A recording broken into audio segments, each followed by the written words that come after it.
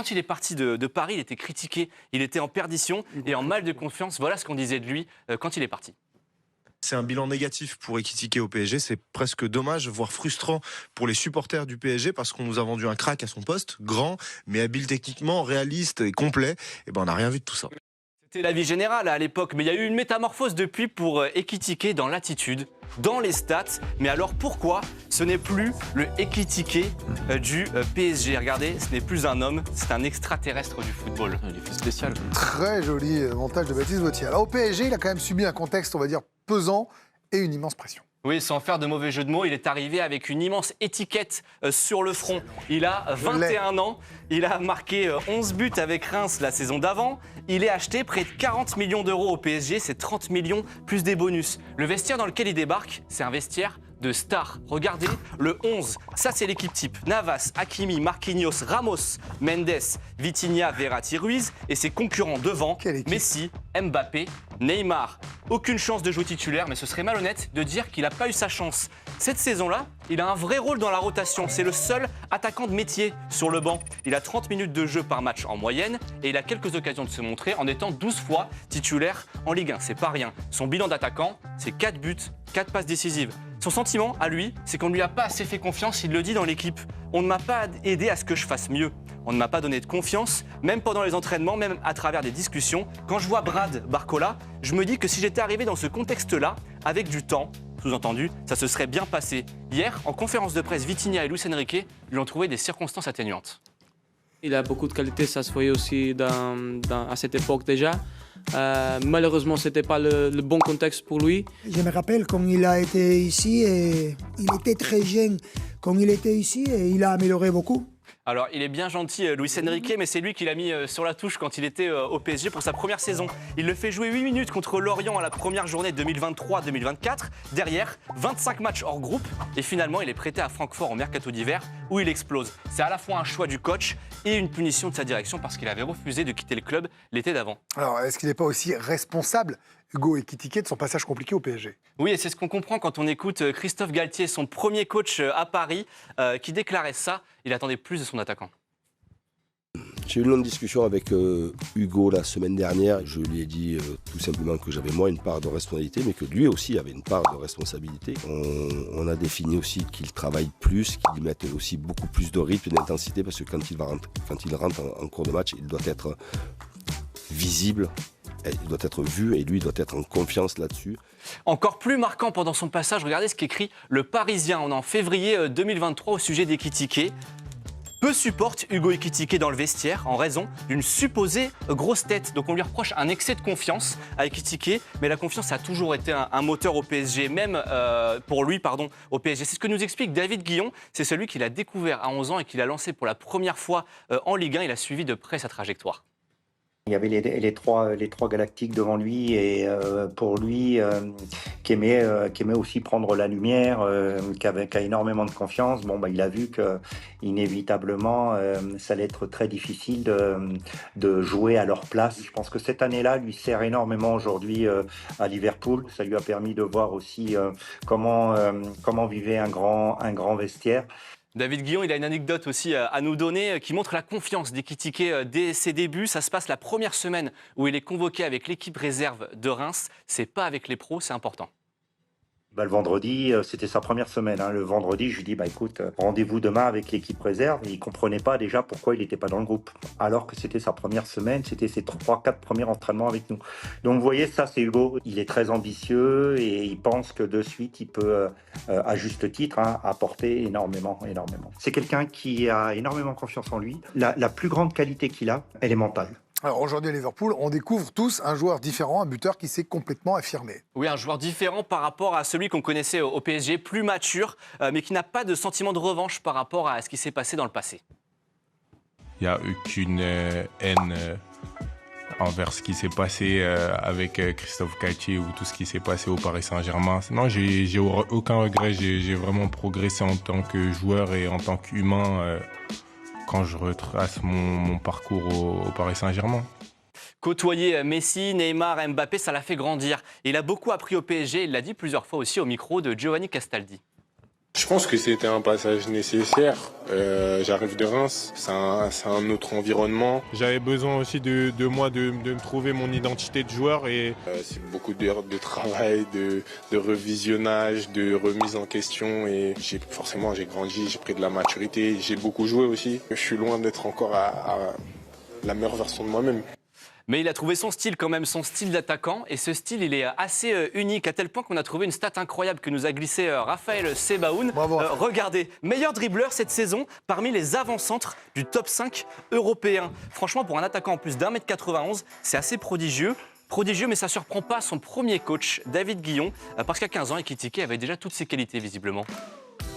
Et il allait vite, il prenait la profondeur déjà, il savait dribbler, il savait garder le ballon dos au jeu, il savait percuter. Il avait déjà tout ce que vous voyez actuellement, mais imaginez-le en football de jeunes tout simplement.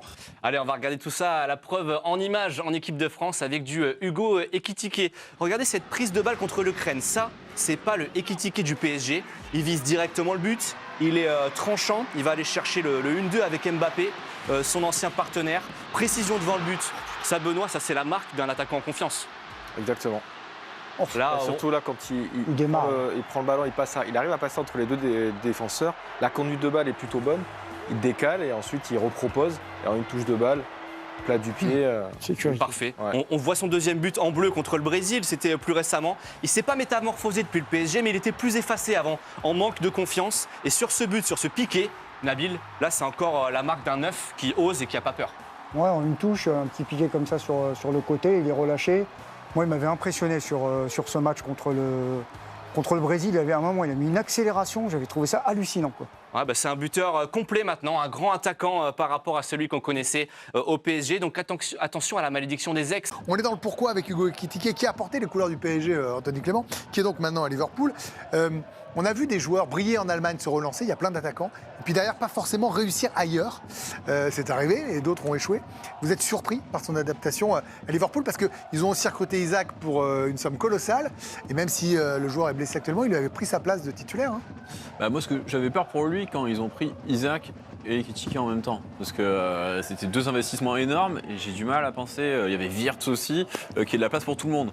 Et finalement, la blessure d'Isaac, ça a complètement réglé le souci. Oui, mais il était repassé devant avant. Hein. Il était repassé devant, mais en tout cas, ça lui a aussi enlevé une épine du pied quand même sur la concurrence. Oui, mais il avait bien démarré, par exemple, vous vous souvenez, il a marqué très vite. Mais je pense que personne en fait ne doute de sa qualité et n'en a jamais douté, mais je pense qu'il est vraiment arrivé au pire endroit, au pire moment au PSG. Enfin, moi, je veux bien qu'il ait ses torts parce qu'il n'a pas du tout fait bien à l'entraînement, mais le problème d'Ekitike au PSG, c'est que je pense que même s'il avait fait tout bien à l'entraînement, ça aurait été à peu près la même chose parce qu'il n'aurait jamais pris la place des trois mecs devant lui. Non, mais s'il avait marqué 12 buts quand il a joué et pas 4, il l'aurait peut-être gardé. Vous voyez, peut-être qu'il l'aurait pas vexé. Les ils n'auraient pas été pour lui non plus. Non, mais l'année suivante, Luis Enrique arrivant, c'est quand même, moi je me dis que c'était un profil pour lui en fait. Parce que Jérémy l'a dit, s'il ne joue pas au PSG, c'est aussi pour des raisons extrasportives à ce moment-là. Donc pour moi, les dés étaient pipés pour lui au PSG, quoi qu'il arrive en fait. Donc le grand mérite de Francfort aura été de refaire de lui un joueur de foot dans un contexte normal.